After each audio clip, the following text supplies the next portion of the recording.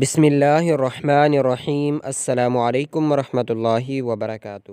سامعین محترم، آج کی اس ویڈیو میں ہم موذی جانوروں کے شر سے بچنے کی نبوی دعا پڑھنا سیکھیں گے۔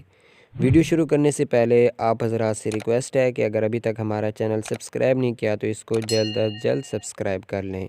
تو چلیے شروع کرتے ہیں ویڈیو۔ سیدنا ابو ہریرہ رضی اللہ تعالی عنہ سے روایت ہے کہ رسول اللہ صلی اللہ علیہ وسلم کے پاس ایک شخص آیا اور عرض کی، یا رسول اللہ، کل رات مجھے ایک بچھو نے ڈس لیا تھا جس سے مجھے بہت زیادہ تکلیف ہوئی۔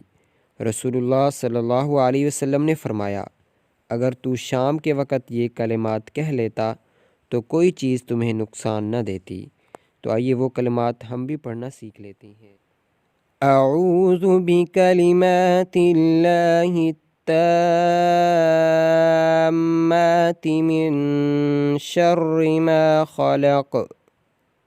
اعوذ بکلمات اللہ التامات من شر ما خلق۔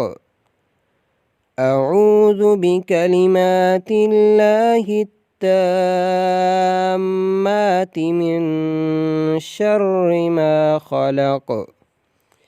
میں اللہ کے کامل کلمات کی پناہ میں آتا ہوں اس کے شر سے جو اس نے پیدا کیا۔